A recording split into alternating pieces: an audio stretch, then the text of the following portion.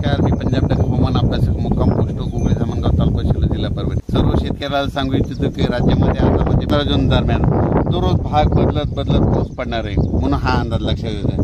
सर्व शेतकऱ्याला सांगू इच्छितो ज्यांच्या शेतामध्ये एकच ओल असले तर तुम्ही पेरणी करायला हरकत नाही।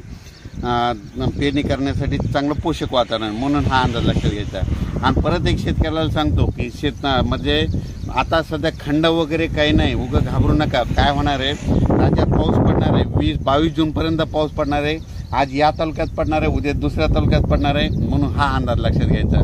सर्व शेतकऱ्याला सांगू इच्छितो की राज्यामध्ये फक्त 15, 16 आणि 17 जून दरम्यान थोडी उघाड राहणार आहे, पण विदर्भात मात्र पाऊस पडणार आहे, म्हणून हा अंदाज लक्षात घ्यायचा। एकंदरीत राज्यात परिस्थिती बघितली तर राज्यामध्ये पश्चिम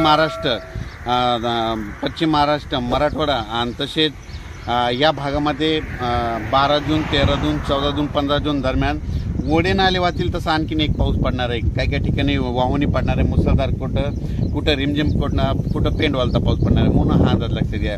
विदर्भातल्या सर्व शेतकऱ्यांसाठी आनंदाची बातमी, विदर्भामध्ये आज म्हणजे 12 जूनपासून आज विदर्भामध्ये बऱ्याच ठिकाणी पावसाला सुरुवात होणार आहे आणि त्याच्यानंतर विदर्भामध्ये देखील पाऊस वाढत जाणार आहे आणि विदर्भाची शेतकऱ्याची पेरणी देखील ह्या 20 तारखेपर्यंत सुरू होणार आहे, म्हणून ही विदर्भात शेतकऱ्याची आनंदाची बातमी।